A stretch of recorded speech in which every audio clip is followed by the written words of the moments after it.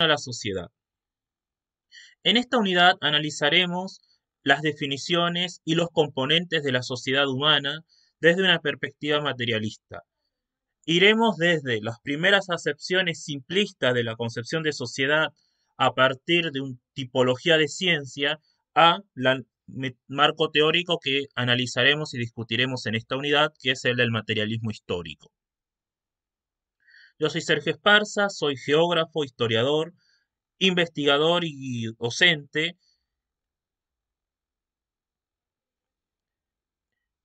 La noción de sociedad es un concepto polisémico, es decir, que tiene varios significados de acuerdo al marco teórico en el cual uno se apoye o utilice para definirlo. Pero a su vez no es un concepto que no sea extraño, es decir, para muchas personas es un concepto incluso de uso cotidiano en sus diferentes conversaciones. Si uno va a un diccionario de sociología, la primera definición que toman un manual es equiparar el concepto de sociedad a un agrupamiento de personas que se agrupan y constituyen una unidad para favorecer las condiciones de reproducción social y biológica. Es decir, para una definición tradicional, simplista, la sociedad somos personas que nos hemos unido en una unidad para poder generar condiciones de sobrevivencia. Si uno se extrapola al origen de la sociedad, esta definición sería que varios individuos deciden unirse para formar una sola unidad para poder distribuirse las actividades, las tareas para la reproducción biológica. Giddens, que es un sociólogo de renombre al interior de la sociología, él ya va a definir a la sociedad como un sistema interrelacionado que vincula a individuos. Es decir, que la sociedad es un sistema, es una estructura en la cual los individuos que formamos parte de ella nos interrelacionamos de diversas formas, con diversos objetivos, pero nos interrelacionamos. Y desde la posición que nosotros vamos a adoptar como marco teórico de referencia, la sociedad va a aparecer como ese conjunto de personas organizadas a través de clases sociales. En la imagen que ustedes pueden individualizar es un recorte de la sociedad, es el recorte de una parte de la sociedad argentina. Después discutiremos si existe una sociedad nacional o es una sociedad global, pero un recorte al fin. En esta imagen se puede observar o podemos imaginarnos a diversos individuos que se organizan de forma diferente para lograr su reproducción social. El primer acercamiento a la noción de sociedad es el que plantea la ciencia social ortodoxa o tradicional. Es decir, una ciencia liberal que enfatiza lo cuantitativo y los análisis inferidos a partir de estos datos. A partir de la ciencia social tradicional, la sociedad está conformada por los países. Es la unidad de análisis el Estado Nacional, es decir, existen determinado número de sociedades que es equivalente al número de naciones o estados que hay en el planeta. Y que estas sociedades no son independientes unas de otras, sino que se vinculan comúnmente para favorecer las condiciones de reproducción. Y uno de los mecanismos para conectarse los diversos tipos de sociedad es la cultura, la economía, los sistemas políticos, que favorecen las relaciones. Existen diversas perspectivas de análisis en relación a la sociedad y su evolución histórica.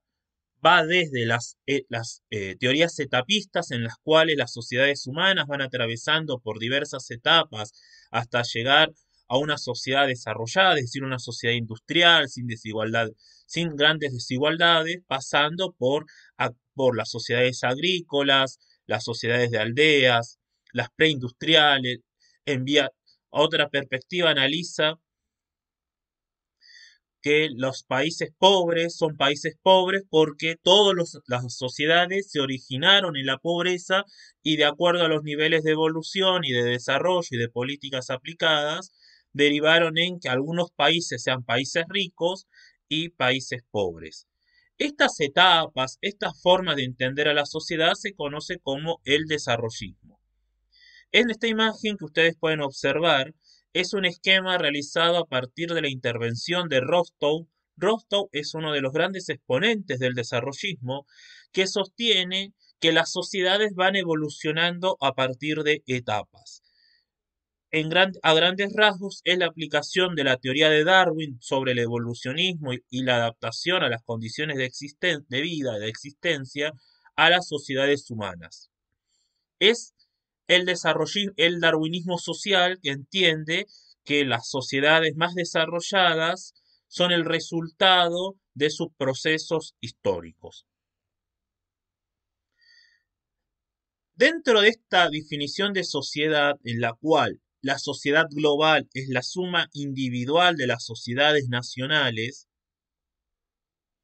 permite la incorporación de sociedades por fuera del pleno derecho, es decir, sociedades periféricas, algunos lo van a llamar países del tercer mundo, países subdesarrollados, para dar lugar en contraposición a países desarrollados o países de centro, de primer mundo, países en vías de desarrollo, países del segundo mundo, en los cuales forma a partir de esta perspectiva desarrollista al conjunto de la sociedad global.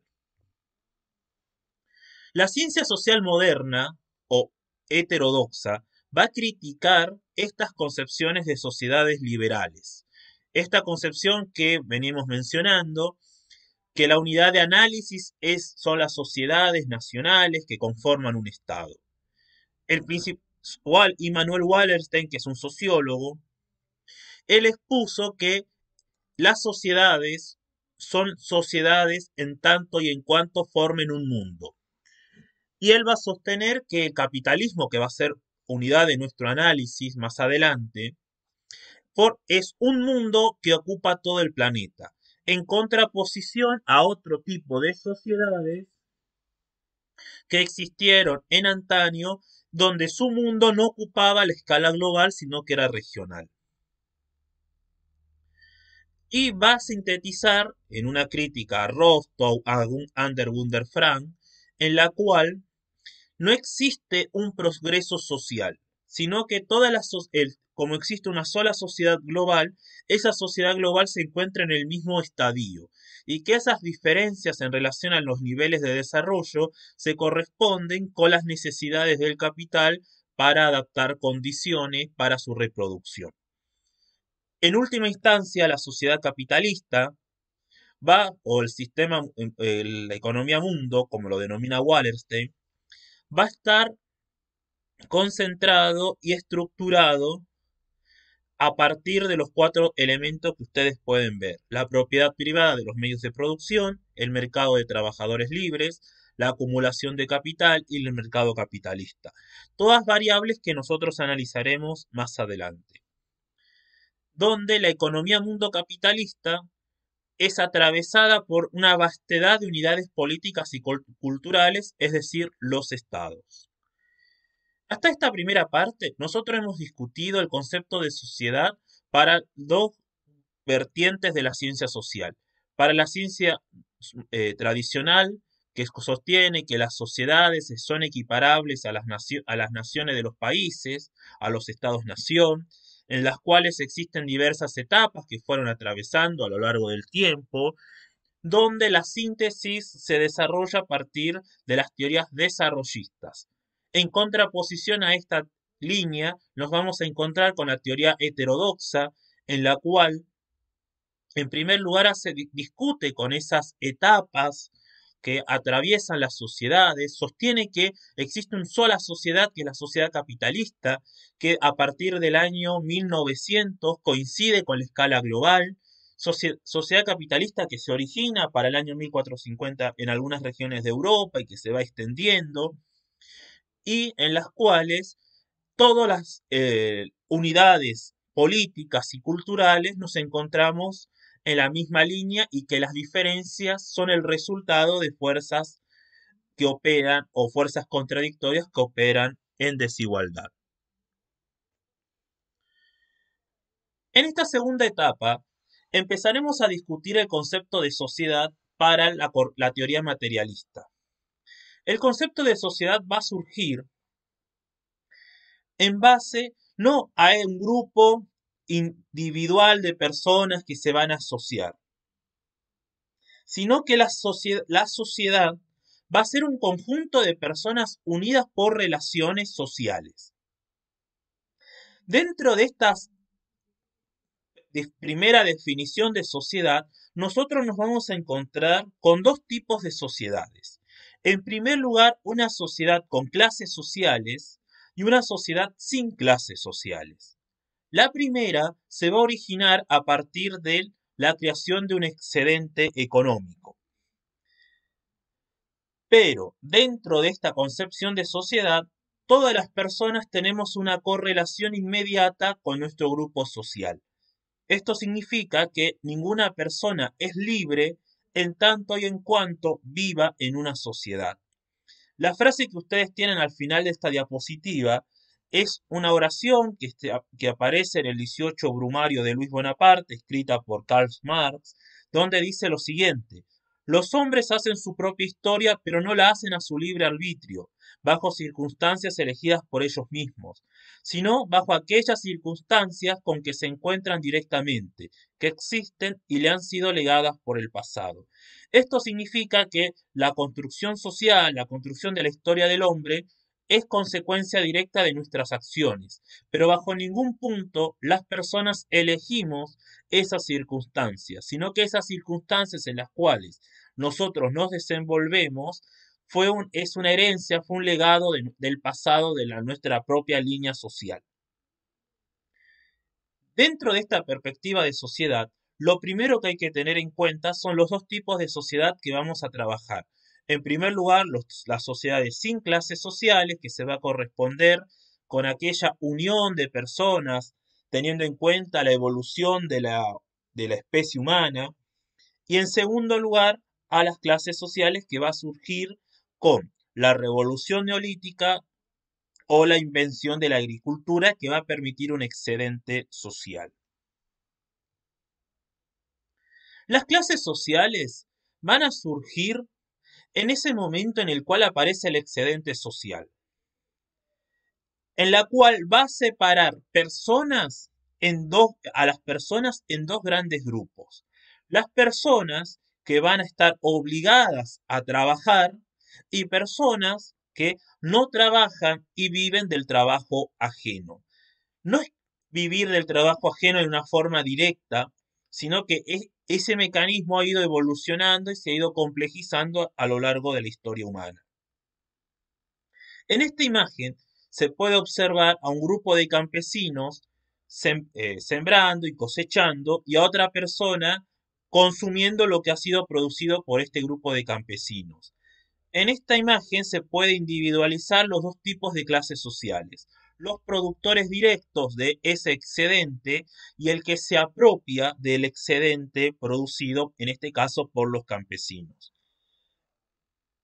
En todo caso, las clases sociales surgen con la explotación que hace la clase social dominante a la clase social dominada.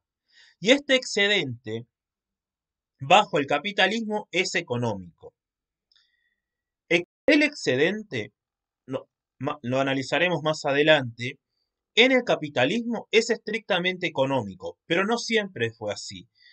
La acaparación de la clase dominante de un plusvalor, que lo vamos a ver más adelante, en primera instancia consistía en acaparar el excedente material directo, un tributo directo a la producción, la prestación de algún tipo de trabajo manual, hasta llegar a la concepción de la sociedad capitalista, que es el dinero.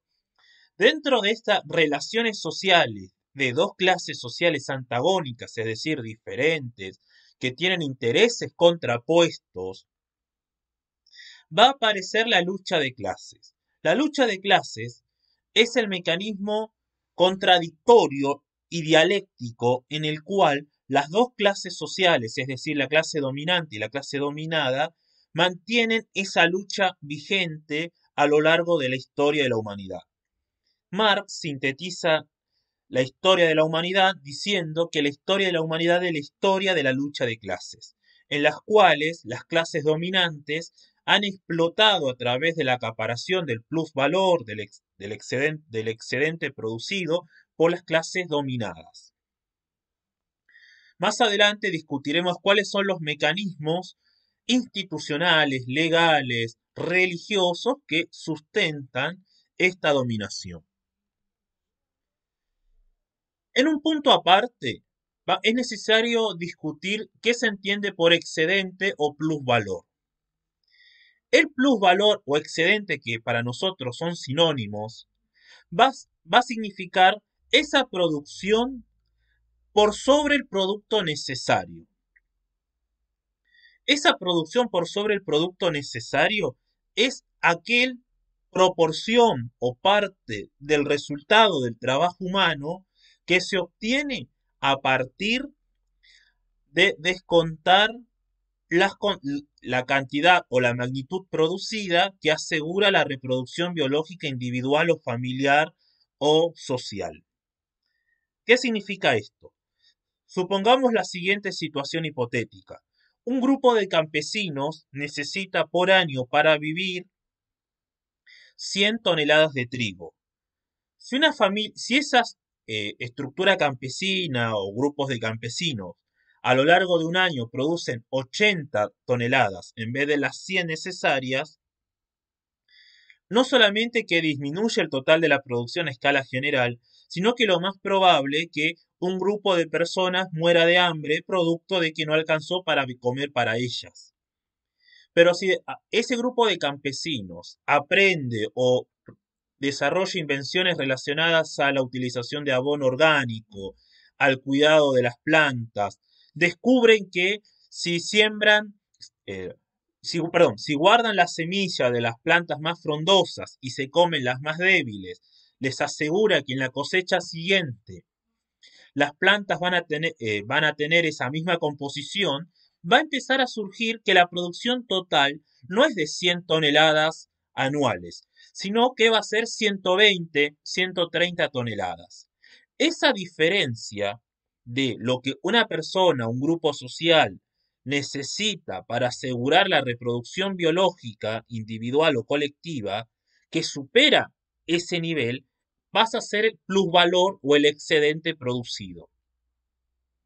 Ese producto social excedente, es decir, esa magnitud producida que es superior a la magnitud necesaria para lograr la reproducción biológica individual o colectiva, cuando es acaparado por una clase social, esa clase social se constituye como clase social dominante. Y a través de diversos mecanismos, esa clase social dominante se asegura que ser la que va a acaparar ese excedente individual o colectivo. Esos mecanismos a lo largo de la historia de la humanidad han pasado por la magia, la religión, estructuras legales, hasta llegar a la lógica de mercado que es la sociedad capitalista actual. Por lo tanto, el excedente o ese plusvalor va a coincidir con el surgimiento de la sociedad de clases. Ese plusvalor, que va a ser el excedente, va a ser apropiado por una clase social bajo cualquier mecanismo y bajo cualquier forma. Por ejemplo, si volvemos al primer ejemplo del grupo colectivo de campesinos, el excedente tiene una forma de tributo o de materia prima. De las 130 toneladas producidas anualmente, la clase social dominante obtiene y se queda con 30, con 25. Pero el excedente es material, es visible. Se puede entregar en forma de tributo, aparecen las sociedades tributarias, en forma de compensación por haber perdido una guerra, una batalla, en forma de pago por utilizar las propiedades, eh, cole- propiedades de los señores de las clases dominantes. Esta es una situación propia del antiguo Egipto, en los cuales las tierras eran propiedad de los sacerdotes, del faraón, y permitían ellos, y los sacerdotes del faraón permitían que un grupo de campesinos labrase su tierra y en contraprestación quedarse o era pago en forma de tributo por el uso de la propiedad de la tierra. Ese excedente o plusvalor pasa a convertirse en plusvalía con las relaciones de producción capitalistas, en las cuales ese excedente no es material, no es la entrega de una porción del trabajo, sino que el excedente producido socialmente adquiere una forma monetaria, es decir, ese producto social excedente que permite la constitución y la mantención de una clase social dominante es en forma de dinero. Una situación concreta es la de cualquier trabajador, en la cual el producto total producido por un trabajador es mayor a la del salario que recibe como retribución.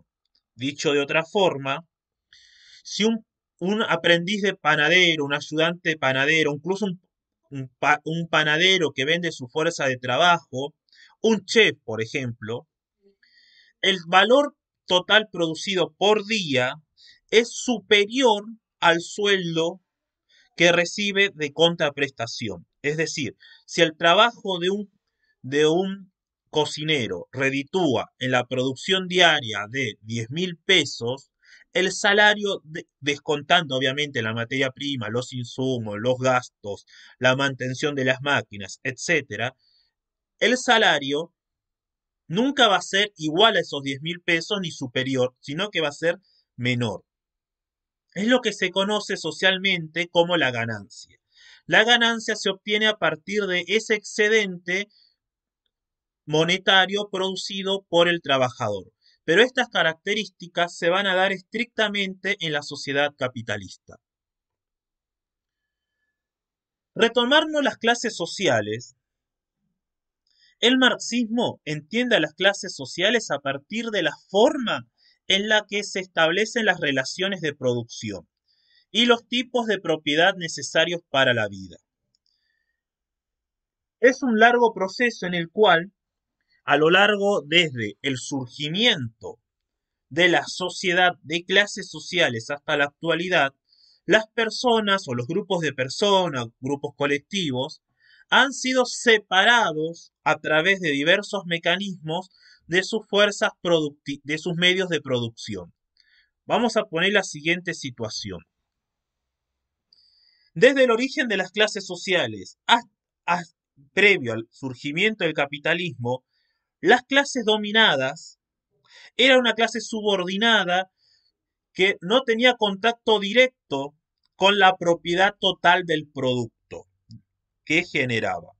En la época feudal, la sociedad feudal, se caracterizaba que el grupo campesino estaba adscrito a la tierra, es decir, tenía una vinculación directa sobre la tierra que trabajaba. Pero esa tierra que trabajaba no era propiedad del campesino feudal, sino que era propiedad del señor feudal.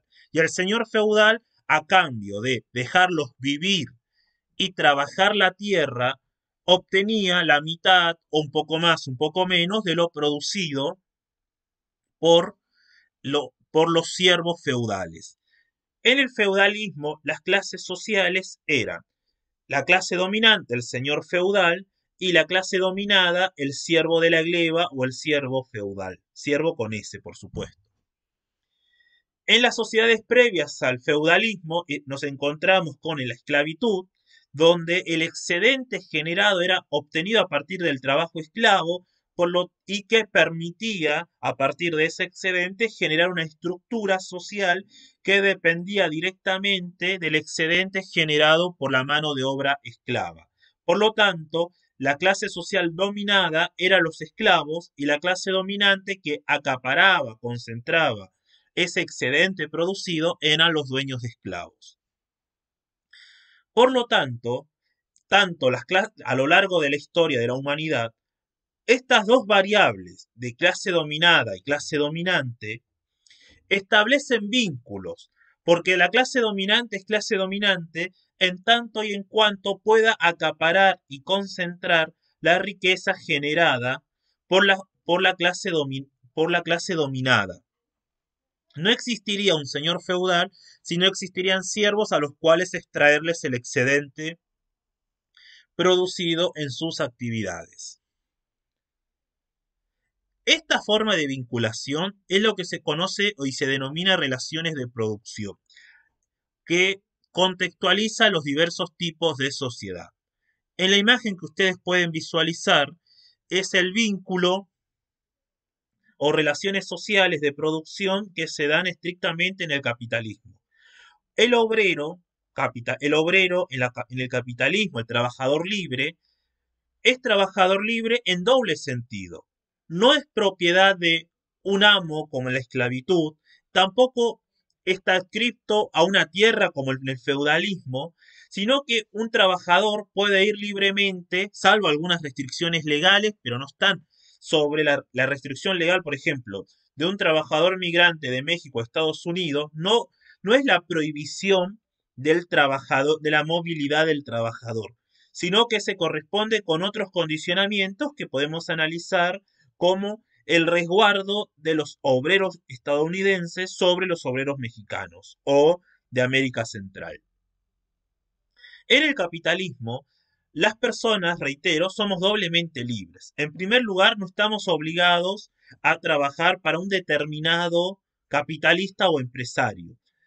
Por el motivo que fuese, si uno se cansa de su empleador, de su patrón, de su jefe, puede renunciar e ir a trabajar en otro lado. Eso es el primer grado de libertad. El segundo grado de libertad que dice el marxismo sobre la sociedad capitalista es que las personas no tenemos una adscripción a los medios de producción. Estamos desposeídos de nuestros medios de producción.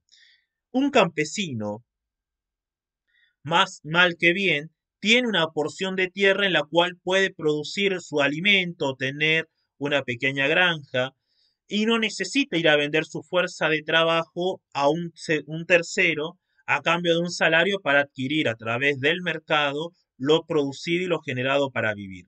En el capitalismo, si nosotros como obreros no vendemos nuestra fuerza de trabajo, no tenemos los mecanismos necesarios para poder vivir en una sociedad capitalista. Es decir, el dinero, que es el resultado de nuestro salario, el precio de nuestra fuerza de trabajo, que nos permite adquirir bienes y servicios elementales para nuestra vida.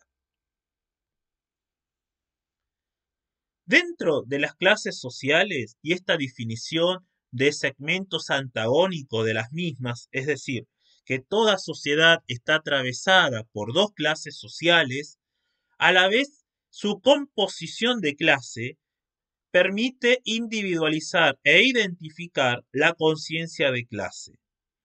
La conciencia de clase es el conocimiento y por consiguiente la praxis sobre ese conocimiento del lugar que ocupamos dentro de la sociedad.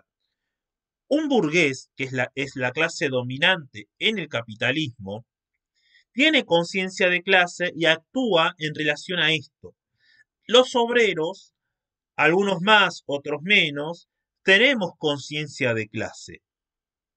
Es decir, nos damos cuenta que el obrero, mi vecino, el obrero de al lado, el que está frente a mí, no es mi enemigo, sino que tenemos un interés en común, que vivimos de la misma forma y establecemos lazos, ya sea de reciprocidad o de solidaridad de clase. En esta imagen, la primera, es una imagen de una película italiana que es previo al surgimiento de Mussolini como gobernante en Italia. Se ve es una huelga obrera en la cual el empresario Como sus obreros estaban de huelga, contrata lo que se conoce como rompehuelgas. Los rompehuelgas eran personas que estaban dispuestas a acceder a trabajar para ese obrero en huelga, para ese obrero que no podía producir porque sus trabajadores estaban en huelga en reclamos salariales. Trabajaban por menos dinero y como eran extranjeros, este capitalista los contrata por mucho menor dinero para, para surgir o esquivar la lucha, la huelga que habían organizado los propios trabajadores. En esta primera imagen es del profesor de esa comarca que lideraba la huelga, en la cual entra en discusión contra los rompehuelgas. Y si bien el diálogo es bastante irónico, de hecho el diálogo dice discutamos, razonemos, convenzámoslo, él acude, él no solamente, sino todos sus otros compañeros, acuden a la violencia para imponer sus intereses por sobre los obreros que querían ocupar esos puestos de trabajo. En la segunda imagen es una pintura en la cual los diversos tipos de obreros de una ciudad se manifiestan para exigir mejores condiciones de trabajo. Es lo que se conoce como la organización obrera que permite y condiciona el avance de la historia de la humanidad. Nosotros hasta ahora venimos trabajando sobre que la sociedad se establece a partir de las relaciones sociales y estas relaciones sociales son el resultado de la interacción de dos clases sociales y de las vinculaciones que se establecen entre ellas. Y ahora nos toca trabajar sobre el componente material de esa realización, que son las fuerzas productivas. Las fuerzas productivas, a priori, son las herramientas, son los medios de producción, son las condiciones materiales que permiten que a través del trabajo humano se produzca algún bien y servicio. Esas herramientas, tecnología, las fuerzas materiales, tienen propiedad. Si la propiedad de esas fuerzas productivas fuesen sociales o no existiría una propiedad privada de los medios de producción, no hablaríamos de una sociedad capitalista.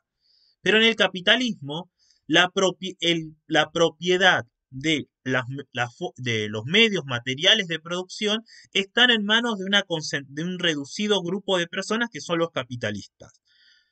En la época feudal, las fuerzas productivas era la tierra, y la tierra era propiedad del señor feudal.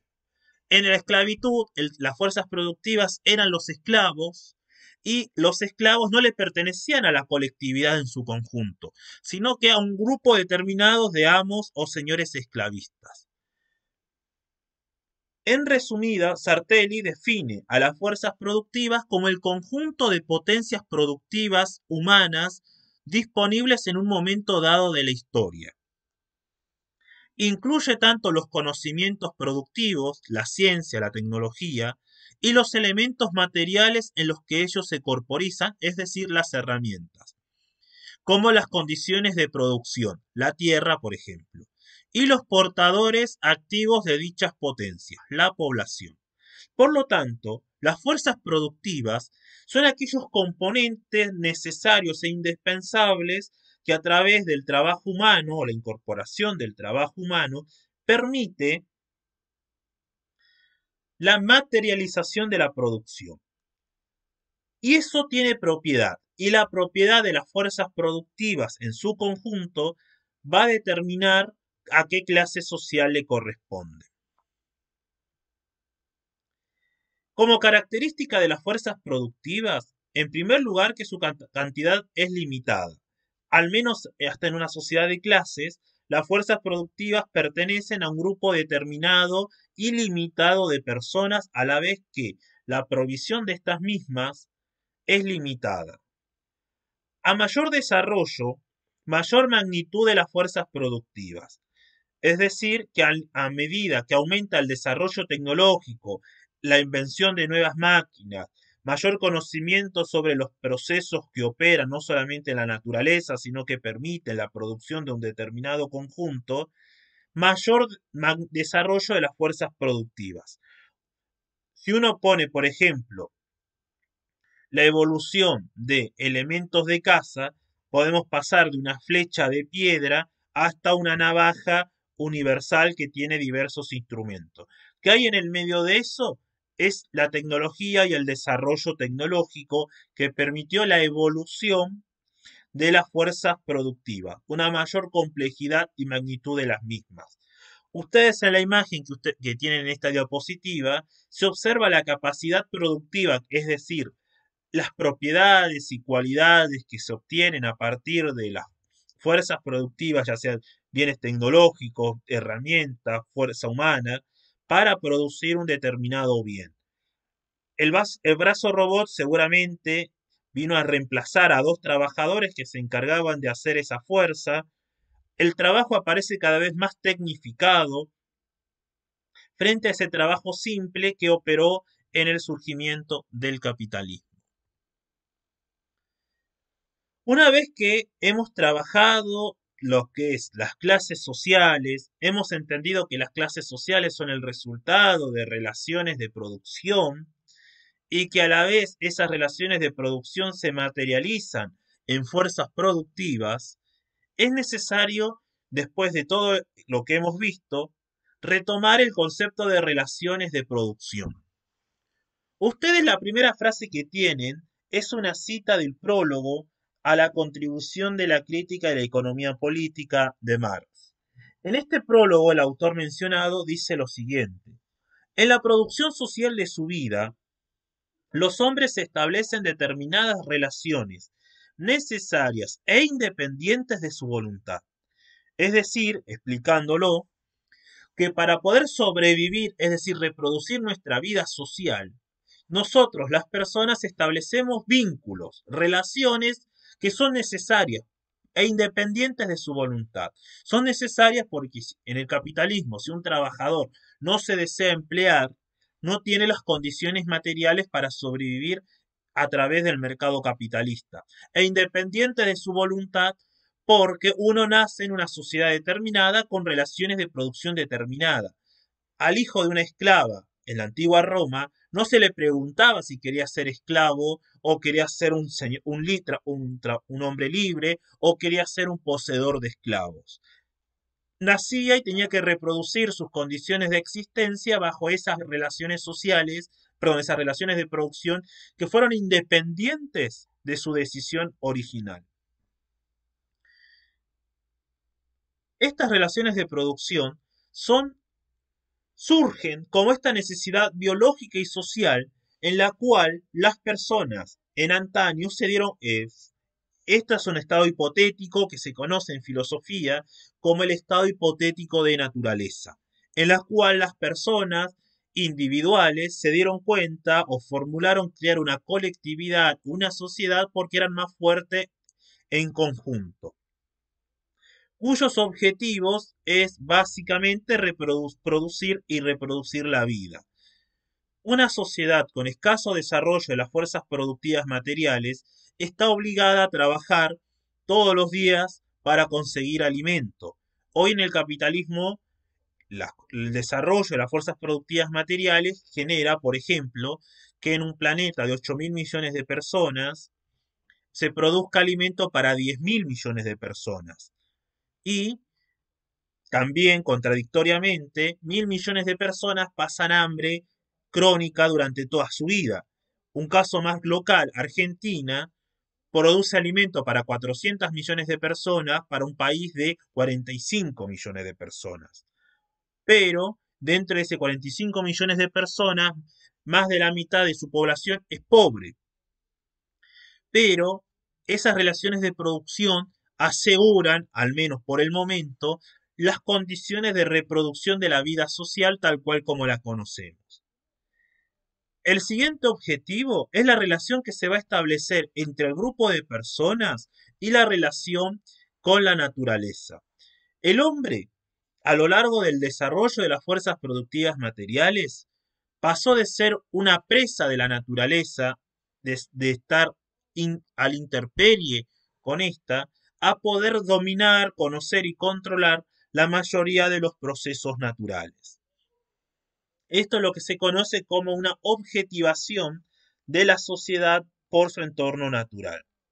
Y además permite la organización de la vida social con el conjunto de relaciones de producción. Es decir, permite la estructura de la sociedad en base a las relaciones de producción.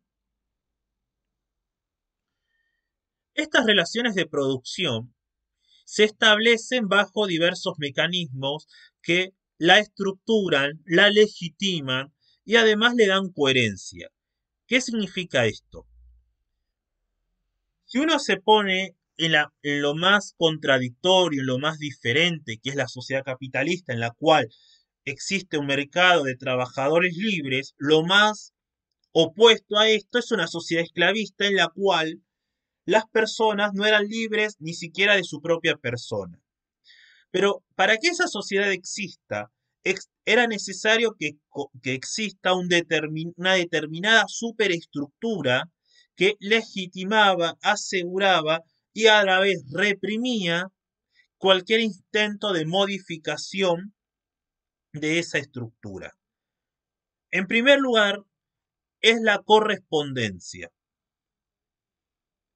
La correspondencia va a indicar que el nivel de desarrollo de las fuerzas productivas que coinciden con un tipo determinado de relaciones de producción van a requerir un determinado tipo de Estado o marco institucional o legal u organizativo que las personas reconocen legítimo como tal, que avale ese tipo de relaciones de producción.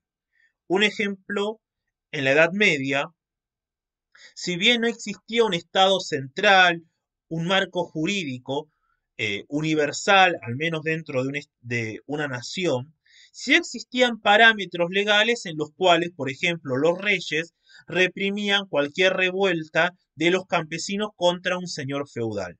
O incluso muchos señores feudales se unían en caso de que un colega de ellos tuviese rebeliones contra de sus propios campesinos. Ese estado que se va a originar en base a la correspondencia entre las relaciones de producción y las fuerzas productivas materiales, sirven para sostener esas relaciones sociales. Y ese sostenimiento de las relaciones sociales se dan a través de la violencia, tanto física como violencia ideológica. Es la represión que se establecen a través de los marcos institucionales para evitar la sublevación. En el origen de la sociedad, este estado era más correspondiente a lo que ustedes habrán leído en los textos como magia, como religión, como ideológico, en el cual la amenaza contra cualquier posible rebelión no era la represión directa del ejército, de la policía, sino que era una condena al infierno o a pasar una vida de desgracia o lo que fuese. Hoy la clase dominante no necesita o no recurre a estos mecanismos de violencia simbólica, sino que a través de la policía, el ejército y lo que un filósofo francés de apellido Althusser denomina aparatos ideológicos del Estado, aseguran su supremacía y la propiedad de sus medios de producción. A la vez de la correspondencia existe la determinación. La determinación es previa a las condiciones de existencia. Es decir, dentro de las relaciones de producción que hemos mencionado, vamos a tener que la evolución, por así decirlo, no es estática, no es permanente, sino que tiene una propia dinámica y que va cambiando a lo largo de que las fuerzas productivas van evolucionando. ¿Esto qué viene a significar? Que el movimiento de los niveles inferiores gobierna a largo plazo a los niveles más elevados. Un ejemplo significativo es cuando a lo largo de en el capitalismo actual, ¿sí? A lo largo de varias décadas, ese viejo trabajo industrial en fábricas empezó a desmembrarse y a generar lo que se conoce como la desocupación permanente, producto de que no existen condiciones materiales de empleabilidad industrial como se conocían en antaño. Esa fuerza interior de los niveles más bajos está obligando a las clases sociales dominantes a adaptarse a esos niveles de gobernabilidad. Y a la vez que solo el cambio en las fuerzas productivas origina esos cambios en las relaciones de producción. ¿Por qué? Porque el desempleo no es que los empresarios deciden o decidieron a fines de la década del 70 emplear a menos obreros, sino que el cambio en las fuerzas productivas materiales generó que obreros pasasen a ser obsoletos, es decir, el reemplazo del trabajo vivo por el trabajo muerto, el reemplazo del trabajador por máquinas. Si uno va a una empresa automotriz, el mayor porcentaje del trabajo el del proceso terminado es originado y generado por las máquinas. Esto condicionó al despido de un segmento importante de la población. Pero esto se debe a la caída de la tasa de ganancia que para ahorrar en trabajo los capitalistas invierten en máquinas. Y una vez que esto sucede, es necesario generar cambios en esa superestructura legal, jurídica, que sostiene las relaciones de producción. Un ejemplo claro es cuando en Argentina se empieza a hablar de flexibilización laboral y tercerización laboral, en las cuales esa población desempleada es necesario emplearlas bajo condiciones que aseguren la ganancia capitalista. Dentro de esto, ¿sí?, aparece la estructura y la superestructura. La estructura es la base económica de la sociedad, que va a estar compuesta por las relaciones de producción y la vinculación que ésta existe con las fuerzas productivas materiales. Pero para que existan estas relaciones de producción, ¿sí?, para que exista la relación entre el obrero y el capitalista, es necesario una superestructura, un marco legal, institucional, político, jurídico, que sostenga esta estructura. Porque se imaginarán que las rebeliones, las revueltas, los conflictos, las luchas de clases no se resuelven armoniosamente, se resuelven en base a contradicciones, en base a represión que se generan por parte de la superestructura o el Estado. Esta superestructura va a sostener a la base económica de la sociedad a partir de la legalidad. Si uno vuelve al concepto de excedente económico, no existe un robo por parte del capitalista cuando le paga a su trabajador un valor inferior a lo producido por él. No es un robo, sino que es la apropiación del excedente que genera el trabajador, pero porque la sociedad capitalista opera bajo estos mecanismos y la ley dice que porque él es dueño de los medios de producción, le corresponde poseer ese excedente a forma de ganancia o de compensación por haber invertido su capital.